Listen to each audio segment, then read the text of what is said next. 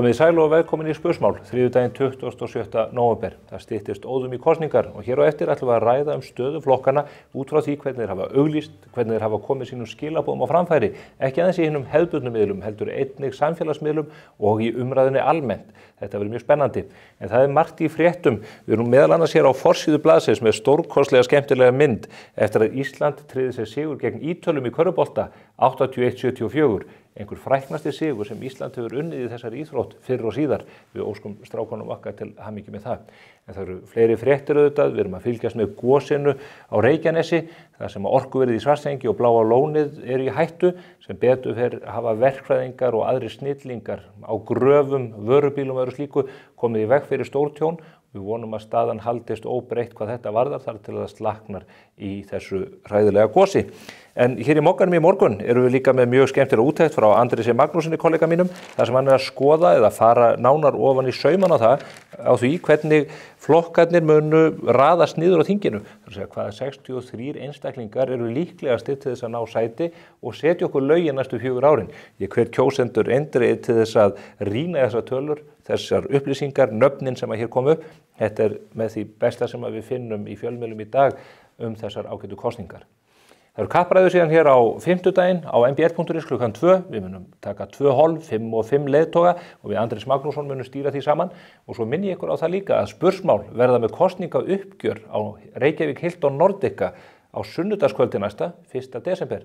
Það er fullveldisdagurinn sem að reyndar vill svo skemmtilega til að það er líka afmælisdagur Spursmála. Við verðum eins árs þann ágæta dag. Þið getið tryggt ykkur mið á þennan skemmtilega, forvitnilega viðburð á tix.is og verðið snögg, það eru ekki endalaust margir miðar í boði.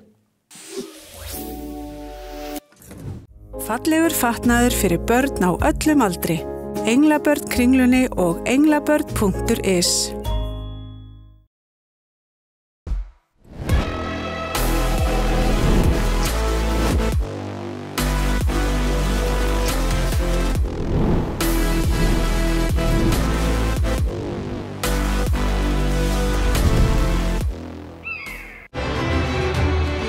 Eitt er víst, við látum verkið vinna. Fæði, klæði, húsnæði, heilbrigðisþjónusta, menntun. Fyrir fólkið fyrst, svo allt hitt.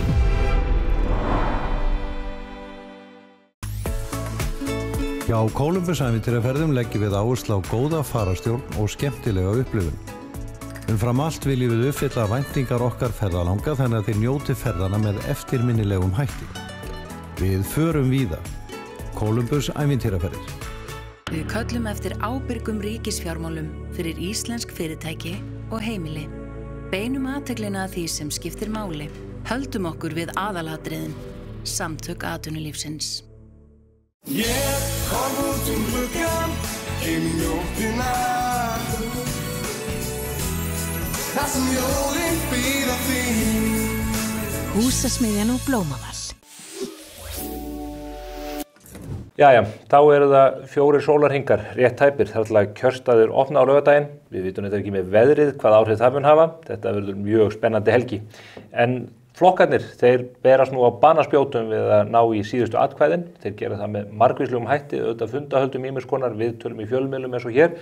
En svo eru þeir að auglýsa út kvippin og kvappin og reyndar allstaðar. Og ég hef fengið hingað til mín 3 góða gesti og við ætlum að fara á næstu mínútunum yfir það hvernig þessir flokkar er að kljást við þetta viðfangsefni. Þannig að það eru þau Bergur Ebbi sem er, já, hann er rithöfundur og fyrirlesari en hann er líka að einhverju leyti úr framtíðinni. Er það ekki rétt hjá mér? Jú. Já. Ég veit úrslitin. Það farið það hér á eftir. Auður Alfreðsdóttir frá Strik Studio sem hefur reyndar starfað meðal annars hér á Mogganum í fyrirtíð. Og svo er það Andreas Aðalsteinsson frá Sahara, ekki eyðimörkinni heldur, já, þetta er stafræn auglýsingastofa, get ég kallað hana það? Já, passar. Er það ekki? Jú. Þakka ykkur öllum fyrir komuna. Ég er ekki að kveðja ykkur, við erum rétt að byrja. Eigum við að vera með þessa hatta hérna í Nei, helst ekki, sko. Ég var að sleppa því. Svo fólk takja okkur meira alvarlega. Ég ætla að minn B5 tími sé búinn. Ég held að flokkarnir telli sig eiga okkur eftir þetta. Förum kannski yfir baráttuna, hún er búin að standa skammt yfir. Getið þið lýst í nokkrum orðum hvað hefur einkennt hana, svona út frá þessu markaðssjónarhorni? Bergur? Sko það sem ég finnst að hafa einkennt þessa barátturendar mikið bara alvöru pólitík. Verið að fjalla hérna raunveruleg hagsmunamál. Og mér finnst svona smá eins og þessi markas hluti af þessu sem að gegnur oft miklu hlutverki í kosningar og yfirleitt á vorin og það svona trommað upp í svona mikla stemningu og þetta hefur aðdraganda. Mér finnst svona smá eins og það hafi séð svona einhver auka leir sem hefur verið settur á. Og hafi tekið svona smá tíma fyrir flokkana að fara í gang með það. En þegar að núna þetta allt farið í gang, þá sér maður að kannski svona flokkar, meðal annars þessu flokkur fólksins, virðist svona einhvern veginn, hafa náð sínum skilaboðum frekar hratt og vel í gegn. Ná þessum hraða sem í nútímanum. Hreinn skurður. Já, það er náttúrulega fleiri miðlar og það er meiri hraði á miðlum eins og TikTok og fleira.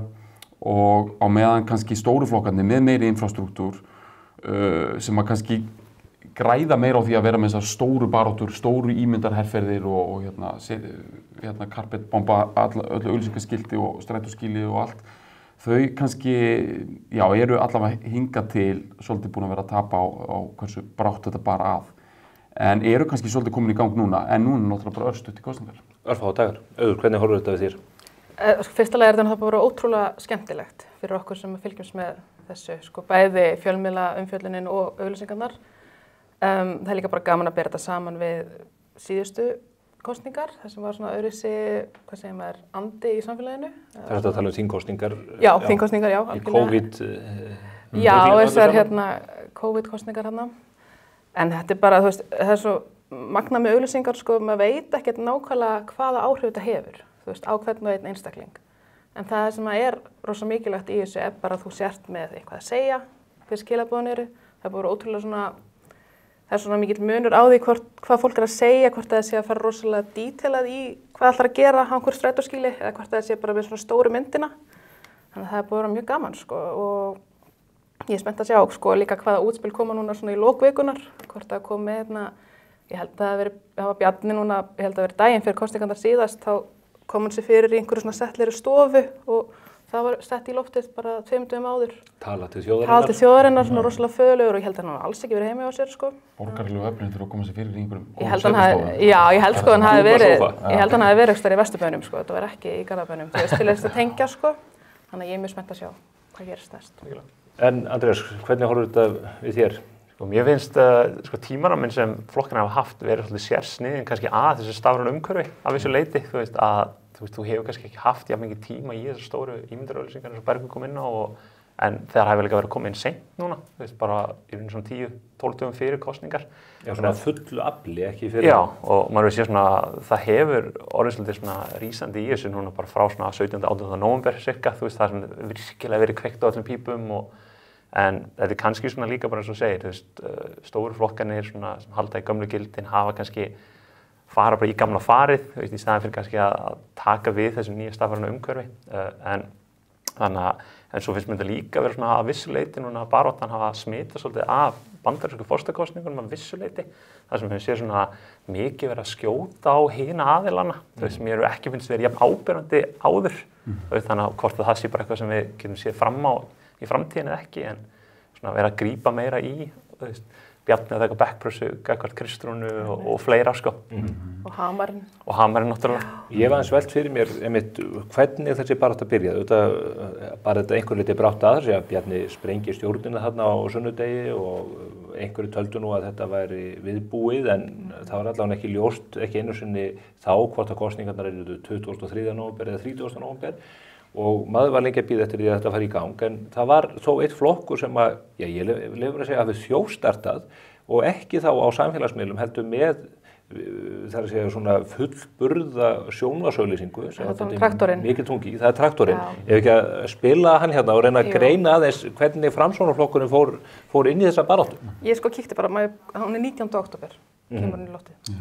Við ætlum að fara hérna í gegnum í raun nokkrar klippur af þessu tagi og þar á meðal er Traktorinn. Við tökum stjórn á landamærunum og stöndum vörð íslensku þjóðina. Við erum ein fjölskylda sem stendur saman þegar gefur á bátina. Framtíð Íslands ræðst 30. nóvember. Í baráttunni fram að kjördegi munum við sýna hvað í okkur býr og berjast fyrir öflugu og góðu íslensku samfélagi. Nú ræsum við vélarnar.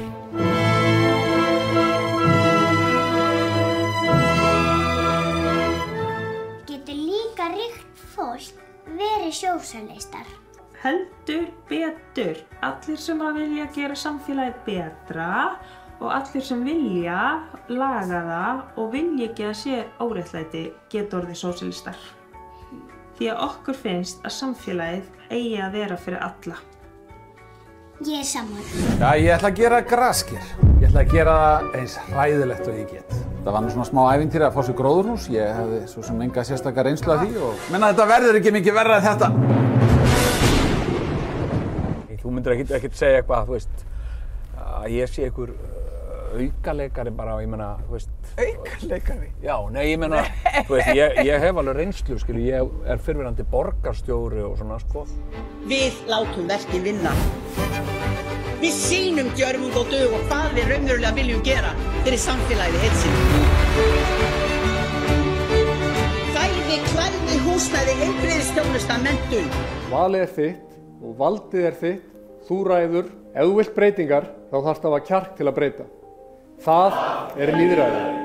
Fyrir okkur sem erum vinstramegin í íslensku stjórnmálum að þá það algjörlega á hreinu að félagslegt réttlæti og jöfnuður, kvenfrelsi, áhersla á umhverfis- og loftslagsmál og frið í heiminum það sem að skiptir mestu máli akkurat núna.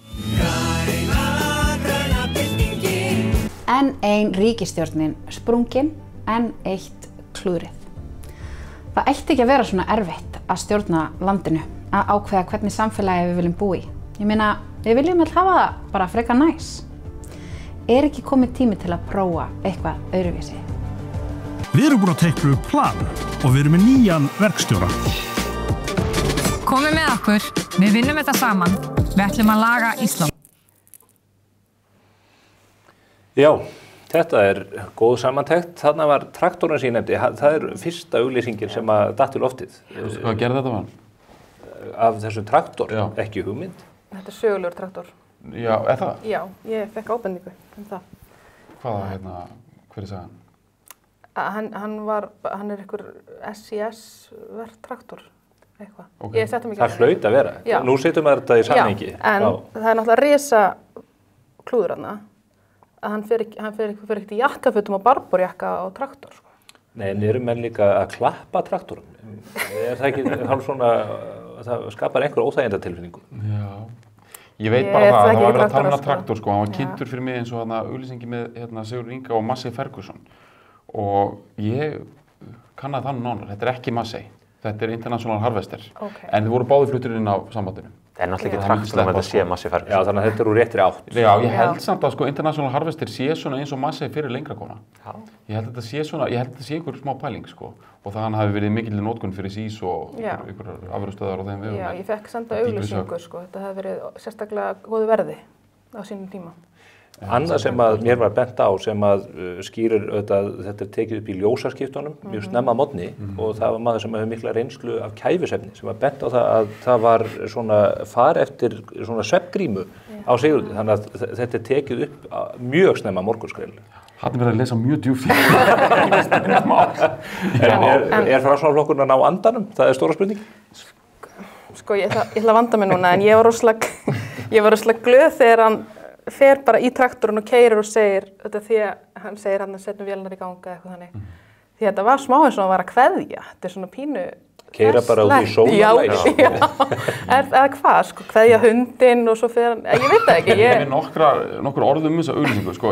Það töluverður húmor í þessari auglýsingu. Það verið að nota þarna úr 7. sinfóníu Beethovens, þarna eitt aðalstefið og það mjög dramatískt og vísun í kvikmyndina King's Speech, mjög líklega, mikilvægast að ræða Georg VII sem hann á að fara að flytja og hann eitthvað mjög mikilvægt, Sigurður Ingi þarf að ávarpa þjóðina. En sko, mér finnst kannski húmórinn ekki vera nógu mikið til þess að þetta sé hilarious.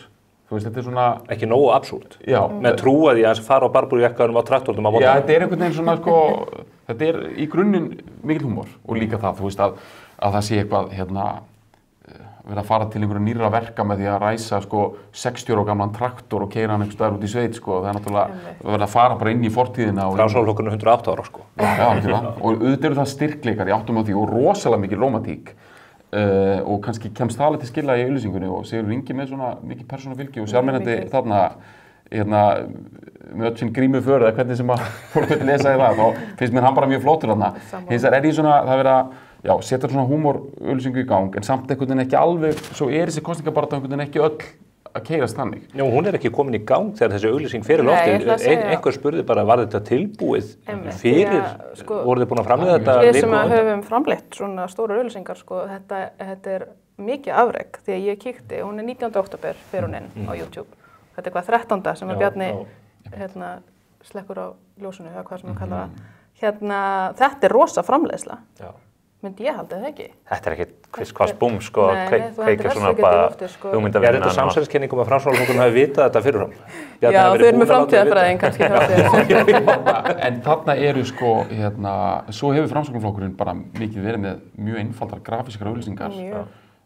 Kannski ekkit rosalega veglegar. Eittu púðrinu bara í traktorinn og... Já, og skilaboðin svolítið svona...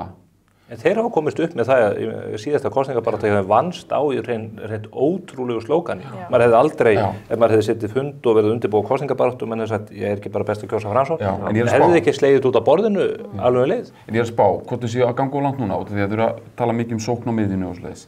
Og eru meira þess að sýna sko mynd af knattspyrnuvelli og sýna miðjurhringinn á knattspyrnuvellinum. Gott að vera á miðjunni.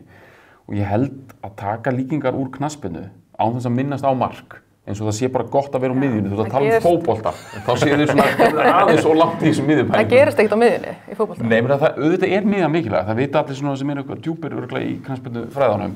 En það ótrúlega svona, það mjög skrítin skilaboð. Framsóknarflokkurinn vill í raun bara skila jafntefli. Hann vill ekki vinna leikinn. Já, það svona það síðasta sem maður vill heyra kannski þegar kemur að. Þeir eru þá bara sáttir að vera næstur í miðjunni í könnunum. Já, þeir væru mjög ánægðir með það, eða væru það. Það eins og sko, mjög neðarlega núna. Ekki maður vill fara kannski mikið í svona greiningur á pólitíkinni í þessu, en það eins og þau hafi veðjað á það. Þetta þeir rosa mikið svona öfga stjórnmála kosningabarátta.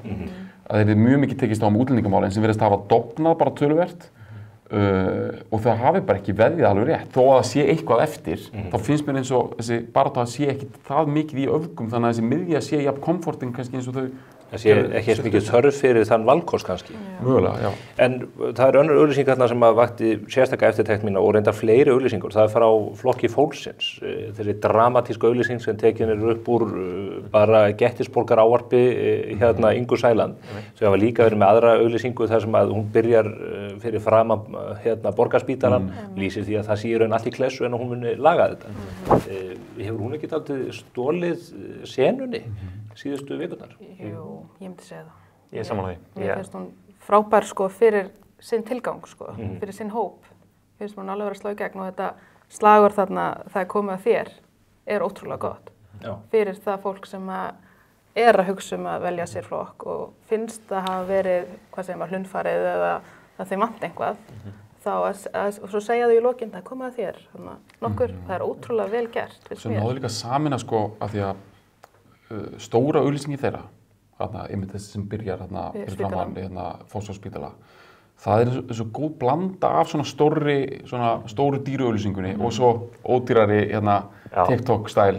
Mér finnst líka Inga hún er svolítið mannleg bara í því hvernig hún kemur fram og sem kannski ekki að segja hinum sé það ekki, en það er svona öðruvísi ímynd sem hún hefur af Ingu og líka að fólk geti svolítið spegla sig í auglýsingunni, að bara samboru við Sigurð Inga og á traktornum sko, að þetta ekki eitthvað sem þú gerir dagstælega að fara upp í traktorinn og út inni í lokum þá erum við að horfa til þess að auglýsingar sálfræðin þannig að þú vilt fá speglaði í fólkinu sem þú vilt sjá auglýsingum. Inga mjög markaðslega meðvituð. Ég tók eftir því þegar hún kom hér í leiðtogaviðtali hjá mér og hún var að lýsa yfir og hún ætlaði að fella niður persónuafsláttinn af fólki á ofurlaunum sem er fólk með yfir 1200.000 á mánuði og ég segi, ætlar í alvörun að taka þessi skattalegu fríðindi af þessu fólki og þá sagði hún bara hreint út, já þetta ekki minn markhópur. Hún bara alveg til í að hækka skattan á fólk sem hvort ekki að fara að kjósa hana. Hún ekki að fara að reyna að vera allra. Fengu þarna 1 stig hjá ungum umhverfisins og þeim bara alveg sama, held ég sko. og það bara vel spilað, held ég. En svo eru aðrar auglýsingar þetta í sjónvarpinu, svo við förum aðeins yfir sjónvarsvið. Ég nefni Vinstri græna og lýðræðisflokkinn. Þar virðist fólk ekki alveg búið að hugsa þetta til enda. Það einhvern veginn svo að menn klessi bara myndavél inn í eitthvað rými og reyna að fara með falleg orð. Það er lítið broddur í þessu. Sko VG náttúrulega að reyna að keyra á einhverja sérstöðu, umhverfisvernd, kvenfrelsi, jafnrétti, allt þetta. En þú getur gert það öðruvísi en að vera með leiðilegar, óáhugaverðar auglýsingar. Já, kannski ekki leiðilegar, en vertu vinstra megin, mér finnst það allt í lagi, sko. Er þetta ekki dæmi það svona, núna er svo létt að vera greinandi að því að vinstri grænir eru svo lágt fylgi og þá virka þessar auglýsingar náttúrulega mjög svona með hólan hljóm.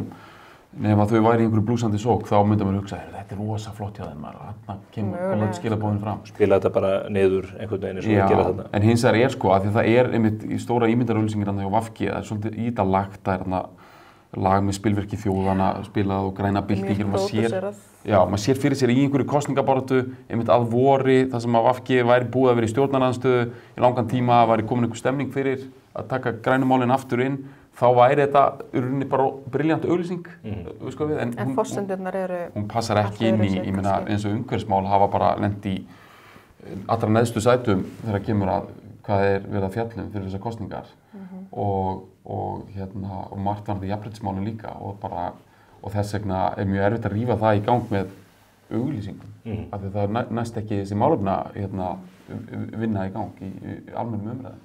Það er meiri hugsun á bakvið eins og þessar stóru auglýsingu Samfylkingarinnar, þess að þau smíða landakort úr ólíkum viðartegundum og að fræsa þarna á einhverjum hefilbekkjum og öðru. Hvernig kemur þetta út?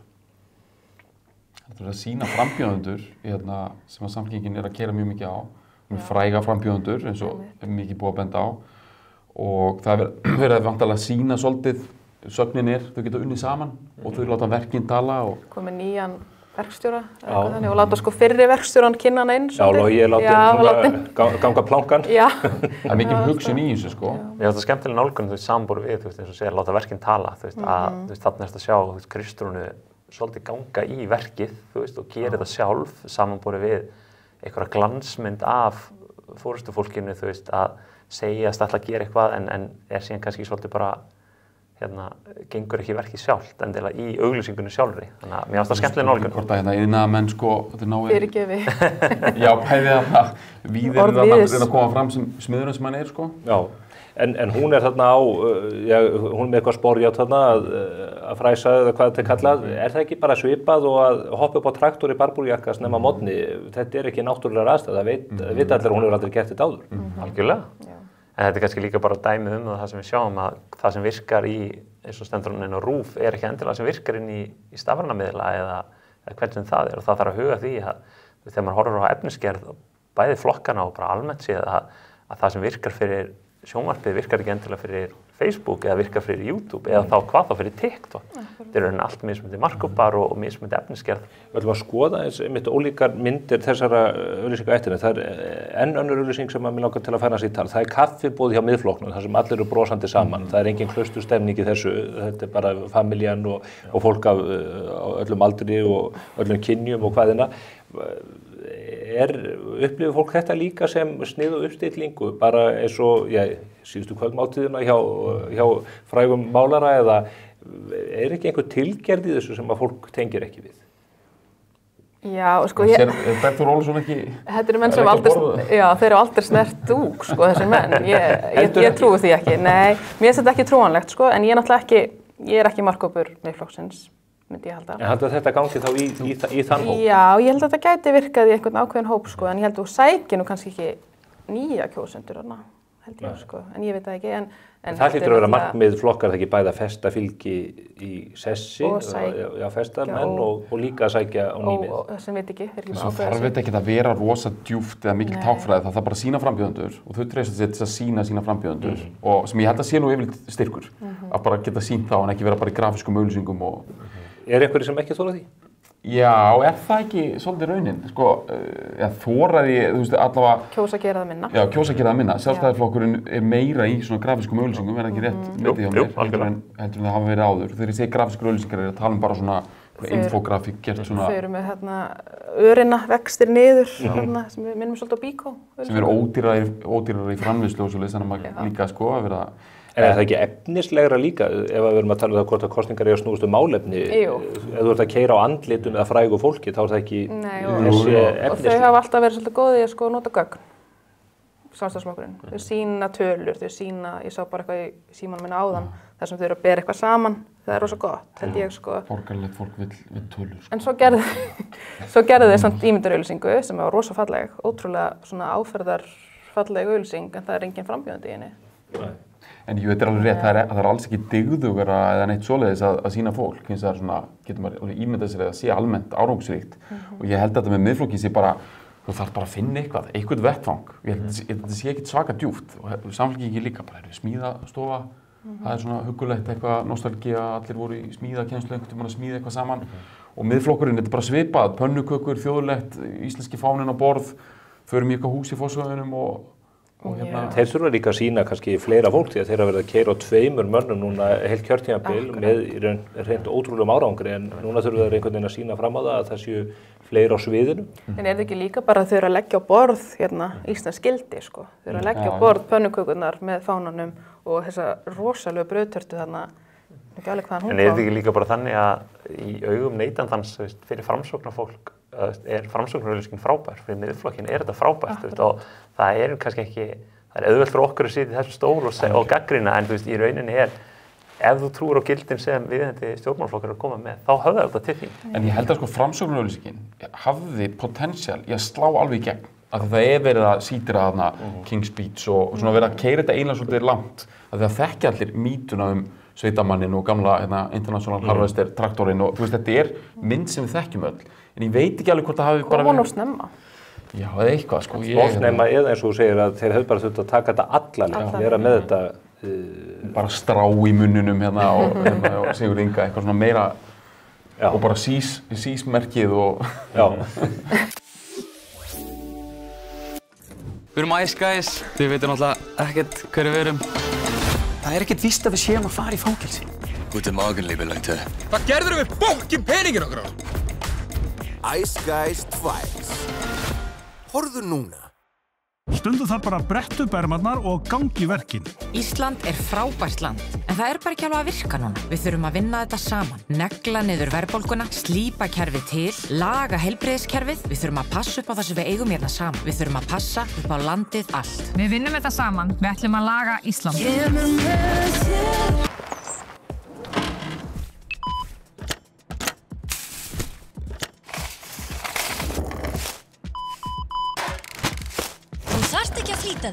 Tölum meiri árangur fyrir okkur öll.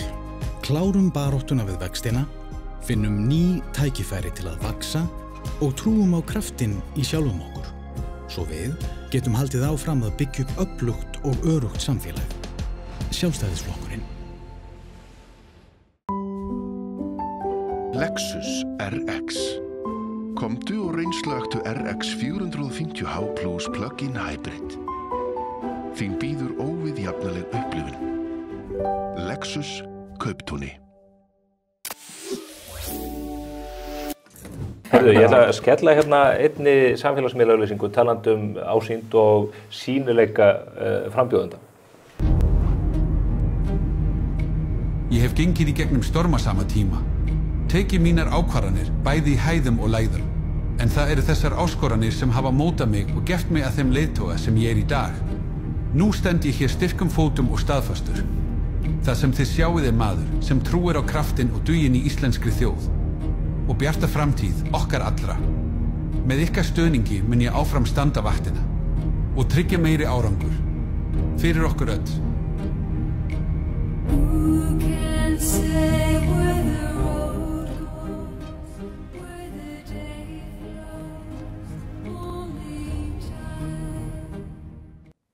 Þvílíkur liðleiki. Já. Hvað er þetta að segja? Hvað eru menn að fara í þessu? Sko, upprunnilega auglýsingin er náttúrulega frábær, náttúrulega með hana Jean-Claude Van Damme og en ég er persónulega ekki hrifinn af notkun svona gervigreindar í auglýsingagerð. Þetta var Kári Stefánsson sem ég held að hafi lesið inn auglýsinguna. Já, þetta er alltaf ekki Bjarni. En að mínu mati finnst mér þrátt fyrir að gervigreindin sé að koma svona fram og auðvitað á að nota hana en það þarf að nota hana til stuðnings fólksins og fólki er vinnað bak við það og vinna mikið með hugmyndavinnu en það er alltaf svona hættulegt að fara í það. Búið mikið umtala höfundarétt, bak við gervigreind og fleira og þannig að ég er ekki hrifinn að því og mér finnst að stofnanir eða flokkar eins og þarna ættu að nálgast meira innviði landsins og nýta það. Það er ekki verið að greiða Volvo og Jean-Claude Van Damme réttin á þessu. Það er stór spurning. Það er allur byggingarétturinn áreiðslega í það, bara þessi einu auglýsingu. En þetta er auðvitað spurning svona absúrdisma, því þú varst að tala hversu langt þú gengur með sig líka. Gengur þetta nóg langt eða er einhverju sem trúið að þetta sé Bjarni sjálfur? Nei, þetta gengur örugglega alveg nóg langt og mér finnst það skemmtilegt við samfélagsmiðla, það svona svolítið má allt, kannski svona mjög kreatífur staður og já, mér finnst þetta, ég skil mjög vel þessi varnaðarorð og sérstaklega svona réttindamál og fleira, maður vill ekki vera að krukka mikið í einhverjum hlutum og svona fikta ekki mikið í sannleikanum og gervigreind er svona svolítið í þessu uncanny valley eins og það er kallað, svona, þetta er það raunverulegt en samt svo gerfilegt að það getur verið frárindandi en ég meina, mér finnst það skemmtilegt, mér finnst það sniðugt. Ég held að taka enginn á honum, þetta er mjög skemmtileg auglýsing og hún hefur klárlega vakið athygli en þetta er svona alltaf bara spurning fyrir hvað ætlar að standa. Og svo, já, ég myndi líka liðleikinn, ég meina, þessu er upp Bjarna, Já, hann hefur sýnt Svandísi Svavarsdóttur þennan liðleika núna í 7 ár. En svo er líka áhugavert að Volvo skuli ná að tróða sér með óvæntum hætti inn í kosningabaráttuna alveg eins og í forsetakjörinu síðastliðið vor. Volvo virðist vera allavega svona bifreiðin sem hefur áhrif í Volvo sé að greiða þetta bara? Það er ekki útilokað. Hér er smá tölfræði líka sem er þetta ekki sótt hreinlega til ykkar? Prósent? Það prósent sem tók þetta saman. Það kemur manni dálítið óvart hvað TikTok er ennþá takmarkaður miðill. Þetta Facebook er allsráðandi hvað varðar tengingar við Íslendingar, 97%. Mjög hátt hlutfall á Instagram, 64% á YouTube, við nú kynst því hér í spursmálum að það var ákveðnir þættir sem eru með fengið gríðarlega útbreiðslu þar og óvænta. Konurnar eru miklu sterkar á TikTok. Hvað segir þetta okkur, Andrés, með tækifærin og sóknina? Að mínu mati finnst mér TikTok er komið til að vera og það er klárlega eitthvað sem átt að vera en mér finnst samt sem áður varasamt hvernig er verið að fara inn í það, að árangur Höllu Tómasar er ekki endilega samansemmerki á milli þess að fyrir árangur annarra og þar sem þú ert til dæmis núna ertu að horfa á að kjósa flokk og teymi versus þú ert með einstakling, þannig að það getur verið auðveldara en mínum mati eru þessi miðlar ekki nógu vel nýttir og maður hefur bara séð það bara bæði núna og í fyrir kosningum en tækifærin þannig eru gífurleg og Þú ert að vísa í Höllu Tómasdóttur, henni tókst að ná til ungs fólks með óvæntum hætti, dálítið absúrt auglýsingum þar líka, ekki? Algjörlega, en hún svona kannski tók svolítið öðruvísi pól í hæðina, fór í meira svona húmórinn og draga upp athygli og á meðan flokkarnir hér eru svona meira að nýta TikTok til að koma ákveðnum stefnumálum á framfæri sem er kannski ekki endilega það sem TikTok er byggður fyrir og þetta kannski sýnir líka bara svona það sem að kalla svona checkbox markasetning, ef þú ætlar ekki að gera þetta í þágu neytendana eða notendana, þá er þetta kannski betra að fókusa á hvað annað, en í grunninn sé þegar þú ert með stjórnmálakosningar, alþingiskosningar, þá ertu náttúrulega að horfa til þess að ná til fólks á sem víðustum grundvelli og þar leiðandi ættir náttúrulega að vera þarna ásamt því að vera inn á hefðbundnum birtingum að sjálfsögðu. En kallar ekki með þessa lýsingu þína innreiðin á TikTok-markaðin og annað, kalla auglýsingar þá bara í meira mæli á það að menn séu með einhvern fíflagang og eitthvað sem er svo óvænt að það sjokkeri eða maður velti fyrir sér, maður hefur séð Brynjar Níelsson rífa Vogue síðuna, þið sáu auðvitað miðflokkinn hefur innreið sín á TikTok með Ray-Ban sólgleraugun að lappin í þingið. Þetta er auðvitað í bestu merkingu orðsins fíflagang.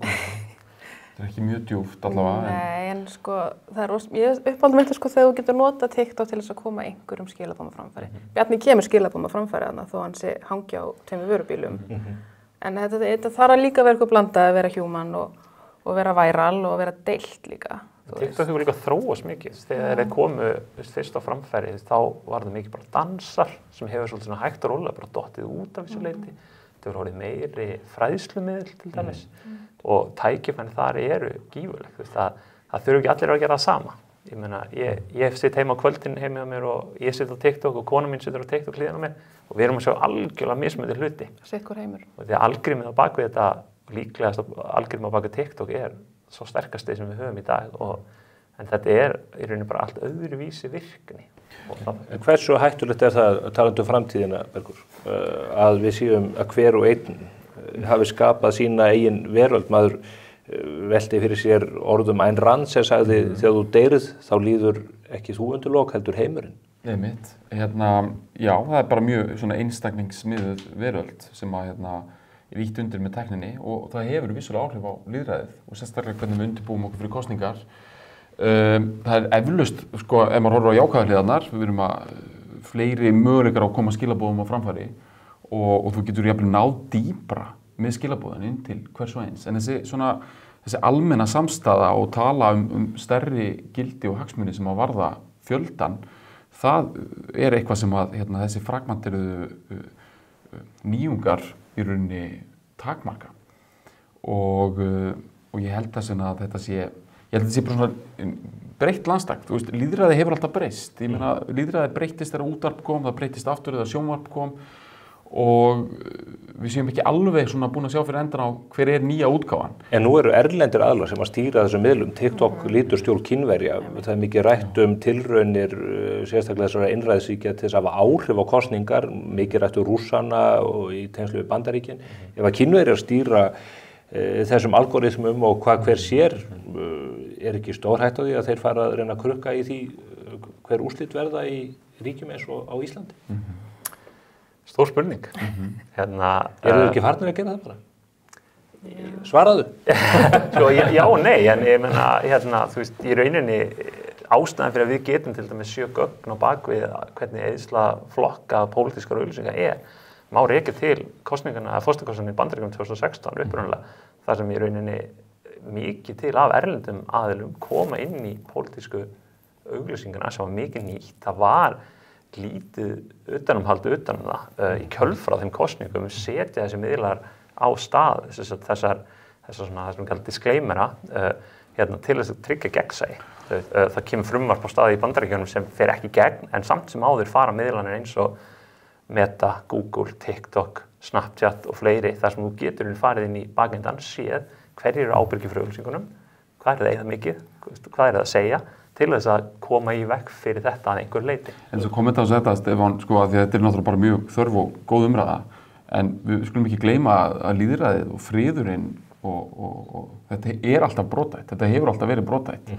Við erum, já, þetta alveg rétt, það er auðveldlega hægt að manipulera kosningar í litlum smáríki eins og Íslandi og það var það örugglega líka á tímum kalda stríðsins og ef að hagsmunirnir hefðu verið virkilega miklir þá hefði örugglega verið hægt að grípa inn í alls konar hlutir sem hafa átt sér stað hér. Já, Sovétríkin dældu fjármunum hér inn í... Við þekkjum þessa sögu og líka ýmis menningaraðstoð eða svona eitthvað sem einhver geti kallað áróður líka frá Vesturveldunum en þetta eitthvað sem við eigum að vera meðvituð en við þurfum líka einhvern veginn að vera æðrulaus með. Þurfum einhvern veginn, en þetta við erum að koma svolítið seint inn í þetta í rauninni, að samfélagsmiðlar séu svona mjög ríkjandi í undanfara kosninga hér, þannig að maður við erum búin að sjá rosalega hluti gerast í veröldinni og það, sko við skulum allavega taka svo djúpt í árin að lýðræði hefur breyst, bara hugmyndir hvernig kosninga fara fram og hvernig umræða fyrir fram og maður sér það í því sem hefur verið kallað vaka lýðræðis í Ameríku að þar bara eru leikreglunar öðruvísi núna og frá og með 2016 eru þær öðruvísi og það er bara veruleiki sem að verður líka hér. Við getum ekki alltaf vita hver að færa okkur skilaboðin og hvort þau séu rétt eða hvaða hagsmunir liggja á bakvið og erfitt að rekja hver greiðir fyrir þær og svo framvegis og við þurfum að vera svolítið meðvituð um það. Allt breytingum háð, ég hefði nú ekki verið inn á TikTok fyrir að við setjum spursmál þar inn núna í aðdraganda þessara kosninga og okkar öflugustu menn fóru að setja saman myndbönd hér á þáttunum það kom mér gríðarlega óvart að sjá að eitt tiltekið myndband sena hér á milli mín og Lenju Rúnar í Pírötunum. Ég held að það séu komið 360.000 áhorf á það. Ég held að það var ekki svona margir áhorfendur bara til í heiminum að svona efni. En þetta einhvern veginn getur farið á mikið flug og margar klippur sem hafa gert það. Annað sem við þekkjum úr pólitík fyrir tíma en hefur aðeins skotið kollu núna og mér langar til að varpa upp mynd af því. Það eru neikvæðar auglýsingar, þessu auglýsingar sem að beint gegn jafnvel tilteknum stjórnmálamönnum. Núna hefur Dagur B. Eggertsson orðið skotspónn tiltekinna manna þar sem að verið að herja á hann út af hans fortíð í borginni. Eldra dæmi eru þetta þegar að hópur manna snýrist gegn Ólafi Ragnari 1996 og hvatti fólk til að kjósa hann ekki. Þarna auglýsing frá þeim tíma og olli miklum usla, snýrist nú sennilega höndunum á þeim sem það ætlaði að gera. Síðar fór til dæmis Jóhannes í Bónus gegn Birni Bjarnasyni, vildi láta strika hann út og færa niður á lista. Hvað kennir reynslan okkur í þessu? Er þetta vopn sem snýst alltaf við höndunum á mönnum? Er þetta svo kallað búmerang? Sko, já, þetta er mjög amerískt finnst mér. Mér finnst þetta minna mér svolítið á svona orðræðina þarna úti en ég veit, jú, en er ekki alltaf betra að nafnið þitt sé í umræðunni, sko, frekar en ekki? Athygli, góð athygli. Já, og þetta er náttúrulega sérstakt, hann er náttúrulega ekki svona oddviti og að vera að hendi heilsiður Í spursmálum segjum sko að neikvætt umtal sé betra en gott umtal. Það farið meiri dreifingu. Já. Svo mér finnst þetta svo fyndið sko, í Ameríku er þetta alveg standardinn, mjög algengt og virðist hafa verið í áratugi. Samt eru Ameríkanar almennt sko jákvæðir sko, peppa hluti, eru bara svona tala optimistist samfélagið. En svo þegar kemur á kosningum þá fara það mjög mikið svona í neikvætt í mannin og tala hluti út frá neikvæðan forsendum. Íslendingar, kannski ekki alveg oft svona upplitt djarfasta þjóðin en þegar kemur á sko kosningum þá má þetta ekki. Ég held að það sé svona, ef maður er að reyna að lesa í þjóðarsálina þá myndi ég halda að svarið við spurningunni sé að þetta virðist vera svolítið búmerang, getur orðið. Eða allavega, það er mjög erfitt að mæla áhrifin og í versta falli þá gerir þetta ekki neitt. Ég meina, þarna er til dæmis verið að sannfara, verið að höfða til fólk sem líkar ekki við Dag B. Eggertsson. Formannur gerði það ekki heldur, ég meina hún gaf skotlefinni fyrst, sagði bara aukaleikari, hann verður ekki ráðherra. Já, ég meina þetta er búið að vera... Hún er ekki búin að opna... Jú, þau hafa reyndar að ná svona líka svona skemmtilegu spinni á það svona innan samfélkingarna, það var svona spilað ágætlega úr hvernig það fór. En ég held að sko, þarna er náttúrulega fólki sem að verður bara braggamáli, já, bara aldrei... Þú veist, það var ekki að fara að kjósa. Það er aldrei að fara, já. Þetta er bara forherðir fólk fyrir eitthvað heldur en hitt. En svo er líka náttúrulega regla í bara bæði auglýsingum og í PR og öllu þessu, þú veist, þú vilt, jú, kannski vilt það, en þú ættir ekki að vera að segja frá andstæðingunum þínum í þínu efni. Þetta er náttúrulega ekki flokkur sem er auglýsað þetta. Þetta er bara einstaklingur? Já, mjög mikla ástriðu. Já, það var í samfélaginu. Og er? En ég bara segja, þú veist, þú ert að nota, ef þetta væri flokkur að segja, þá verður að nota þitt pláss til þess að tala um einhvern annan. Þú veist, þetta er þú átt ekki, þetta er ekki mjög sniður. Ekki nú að hafa vondan málstað að verja. Þú verður bara að tala um silfrið hérna bara? Já, í silfrið. Já, einmitt, þú verður alltaf... Það hefur nú ekkert verið að frétta þar í mörg ár. En með samfélagsmiðlana, tökum við eftir einhverju svona neikvæðri umræðu í garðframbjóðanda þar eða er það meira einstaklingar sem er að pirra sig? Það er meira til einstaklingar, en það sem er kannski líka á bakvið samfélagsmiðlana er, alveg sem að hvort þú horfum til TikTok eða Facebook eða Instagram, er að sko svörunin á bakvið allar auglýsingar, miðlarnir gera ekki greinamyndum sem milli jákvæðri og neikvæðri svörun. Þannig að neikvæð svörun getur orðið til þess að það ýtir undir frekari dreifingu á efni. Já, því algoritminn skoðar bara hversu margir sjá. Já, og mér finnst það gott dæmi eins og með graskersmyndbandi frá Bjarna. Þú veist, ef maður fer síðan aðeins, það er með fullt af áhorfi, en svo þegar maður fer aðeins undir og skoðar, þá er það nánast eingöngu neikvæðar athugasemdir við myndbandi. Þannig að það er alltaf varhugavert að horfa til þess þegar þú ert að setja út efni, hvað tilgangið það þjónar í rauninni. Þetta hvetja fólk til að setja ekki út efni? Nei, alls ekki sko, en það er til dæmis eitthvað sem ég finnst vanda nánast hjá öllum stjórnmálaflokkum er að samfélagsmiðlar eru lifandi samtal við notendur. Þetta er ekki bara að kasta upp auglýsingu í sjónvarp eða billboard þar sem þú getur ekki haldið áfram. Fólk er að svara, það er að eiga í samskiptum. Það er þá ætti að vera ábyrgð flokkana eða þeirra sem sjáum að halda samtalið áfram. Þeir sem eru að koma með jákvætt input inn í auglýsingarnar ættu að sjálfsögðu að fá staðfestingu á því. til þess að ýta undir jákvæða svörun frekari.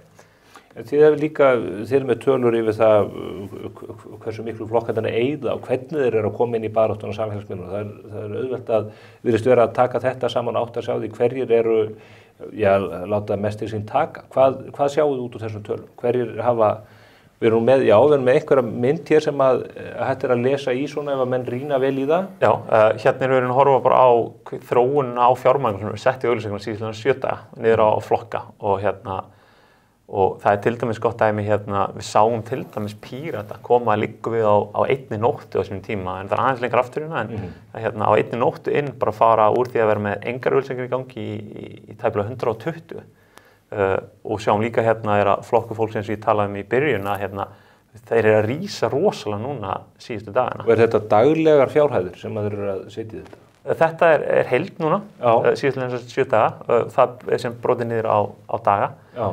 En við höfum séð til dæmis þetta rokka frá því að vera ákveðin flokkar að eyða engu, upp í aðra flokkar eru kannski að eyða hátt í 300.000 krónum á dag.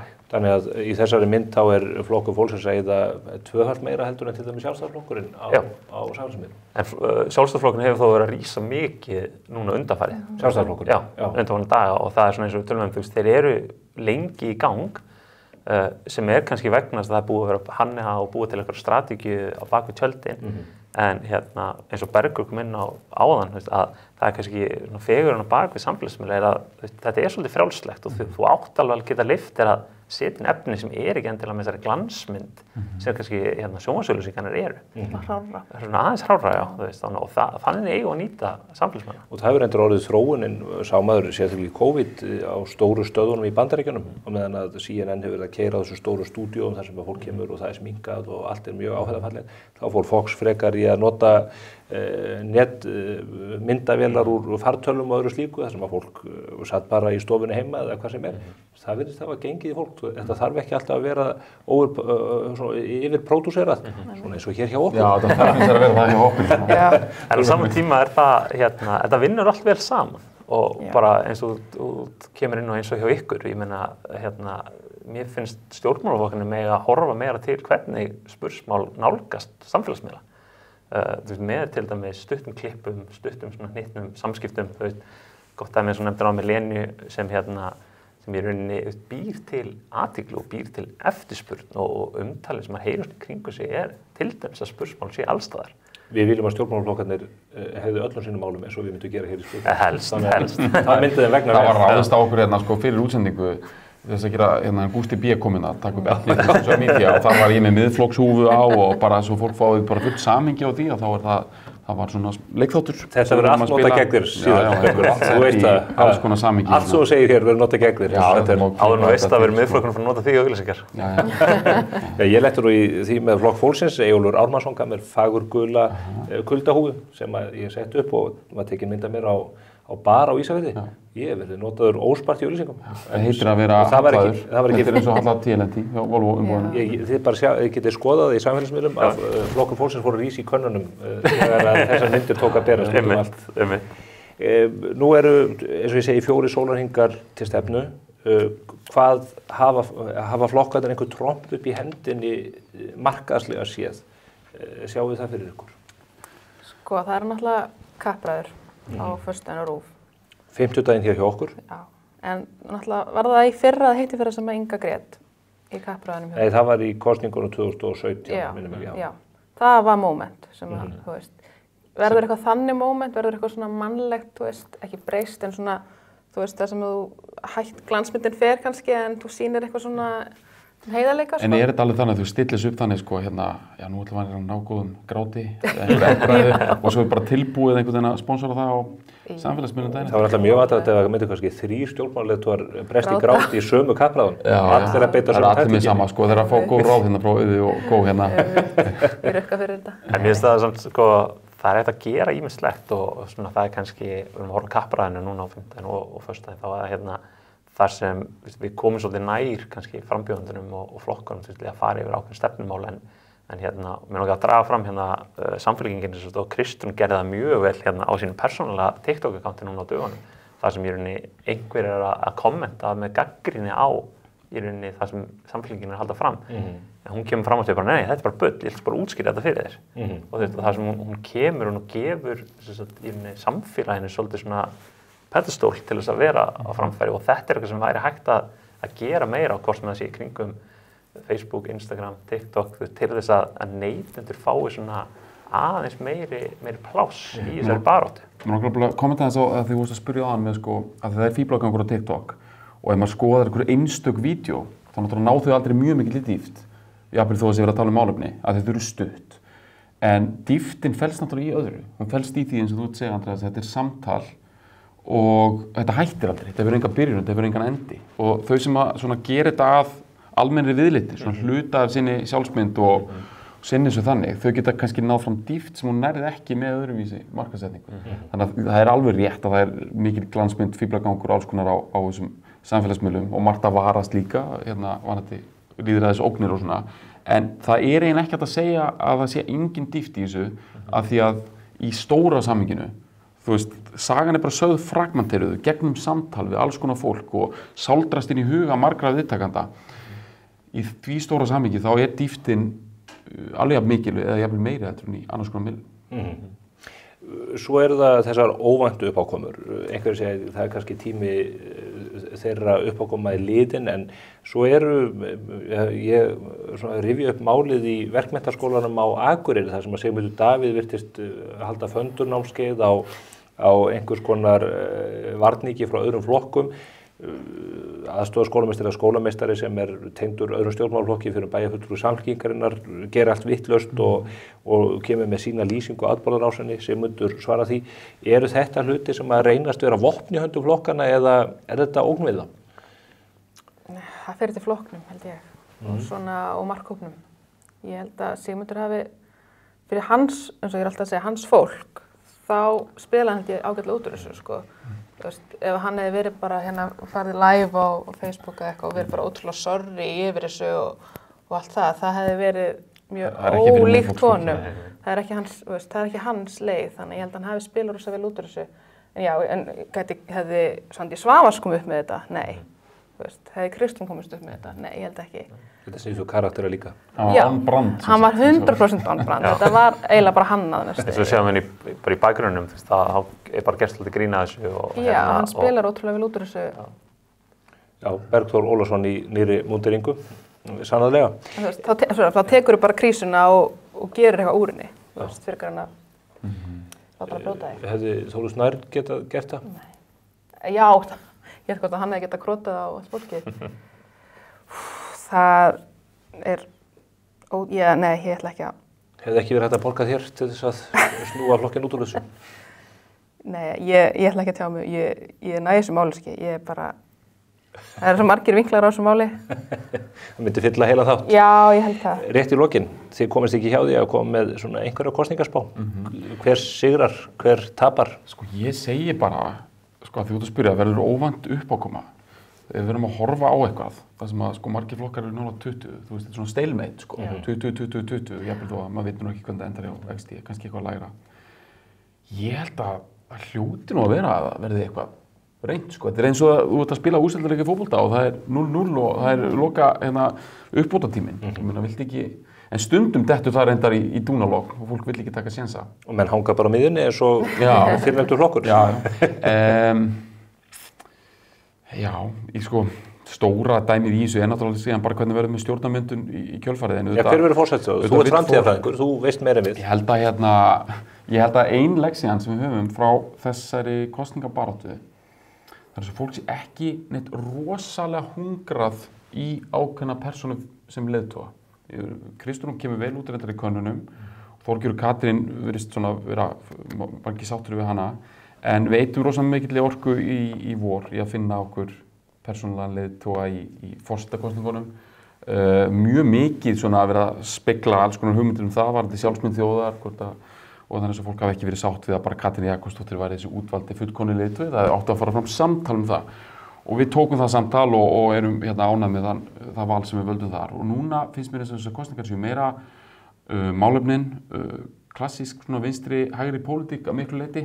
Og það endar einhvern veginn í því eins og flokka landslagið er að við erum með svona, 3 álitlega svona stóra flokka og einkum 2.